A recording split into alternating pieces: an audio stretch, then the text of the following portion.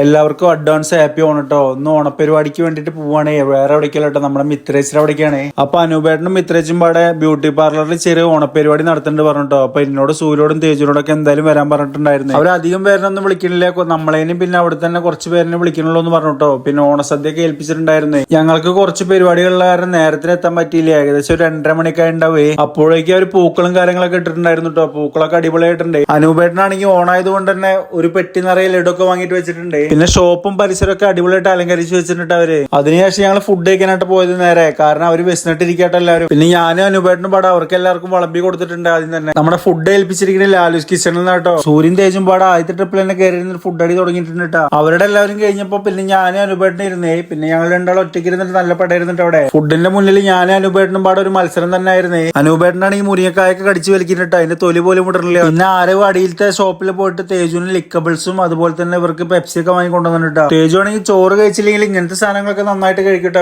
ഇതിനിടയിലൊക്കെ കുറെ കസ്റ്റമർ ഒക്കെ വന്ന് പോണ്ടേ. പിന്നെ അവസാനം അവര് എന്തൊക്കെ ഗെയിം കളിക്കാന്നൊക്കെ പറഞ്ഞുട്ടാ. നമ്മൾ കുറച്ച് പേരല്ലേ ഉള്ളൂ, അതുകൊണ്ട് തന്നെ ഷോപ്പിന്റെ ഉള്ളിൽ വെച്ചിട്ട് ചെറിയ കലാപരിപാടികൾ നടത്താന്ന് വിചാരിച്ചുട്ടോ. ആദ്യം തന്നെ അവർ സമ്മാന കൂപ്പണൊക്കെ സെലക്ട് ചെയ്യണ്ടേ. പിന്നെ അവരെന്നൊക്കെ വിളിച്ചു പറഞ്ഞുട്ടോ. എന്തായാലും അവര് ഹാപ്പി, ഇവരും ഹാപ്പി ആയിട്ടുണ്ട്. പിന്നെ ആദ്യം തന്നെ നടത്തിയത് ബലൂൺ ഊതിപ്പൊട്ടിക്കൽ മത്സരമാണ്. അതിൽ വെടുപ്പായിട്ട് സൂര്യൻ മിത്രേച്ചും തോറ്റിട്ടുണ്ട്, ദക്ഷിണ വിജയിച്ചുട്ടോ. ലാസ്റ്റ് ഫസ്റ്റ് നമ്മുടെ മിത്രേച്ചിക്കായിരുന്നു കേട്ടോ. അതുകൊണ്ട് ട്രോഫി മിത്രേച്ച് കൊണ്ടുപോയി. അടുത്തത് ഞങ്ങളുടെ മല്ലന്മാരെ മത്സരമായിരുന്നു കേട്ടോ. ഞാനും അനുപേട്ടനാണെങ്കിൽ എന്നെ പൂ പറിക്കുന്ന ലാഘവത്തോടായിട്ട് തോൽപ്പിച്ചത്. അനുപേട്ടൻ 2 കയ്യിൽ ചോറ് അധികം ഉണ്ടോ, അതുകൊണ്ടായിട്ട് അനുപേട്ടൻ ജയിച്ചത്, അല്ലെങ്കിൽ ഞാൻ തന്നെ ജയിക്കുക. പിന്നെ നമ്മുടെ ചെറിയ കുട്ടികളുടെ മത്സരമായിരുന്നേ. അതിൽ നമ്മുടെ ആരു വിജയിച്ചു കേട്ടോ. ബലൂൺ പൊട്ടിച്ചതോടൊപ്പം ആരുവിന്റെ വയറ് പൊട്ടി നട്ടാവും വിചാരിച്ചത് ഫുഡ് കഴിച്ചിട്ട്. അടുത്തത് ഫൈനലായിരുന്നു കേട്ടോ മത്സരം. നമ്മുടെ അനുപേട്ടനും ആരും അതുപോലെ തന്നെ ദക്ഷിണ ഉണ്ടായിരുന്നു കേട്ടോ.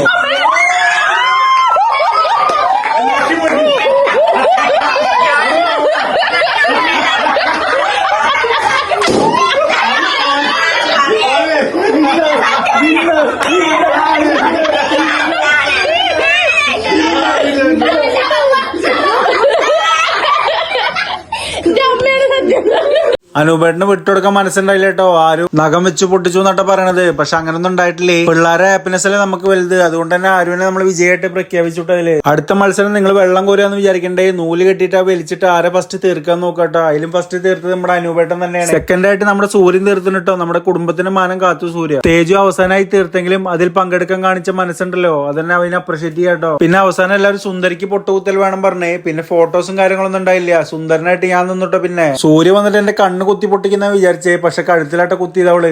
അവസാനം അതിൽ വിജയിച്ചത് നമ്മുടെ തേജു ആണ്. അങ്ങനെ നമ്മുടെ ചെറിയ കളികൾ ഇതോടുകൂടി അവസാനിച്ചിട്ടോ. ഇനി അടുത്ത വീഡിയോയിൽ ഇതിന്റെ ബാക്കി കാണേ. അപ്പൊ എല്ലാവർക്കും ബൈ.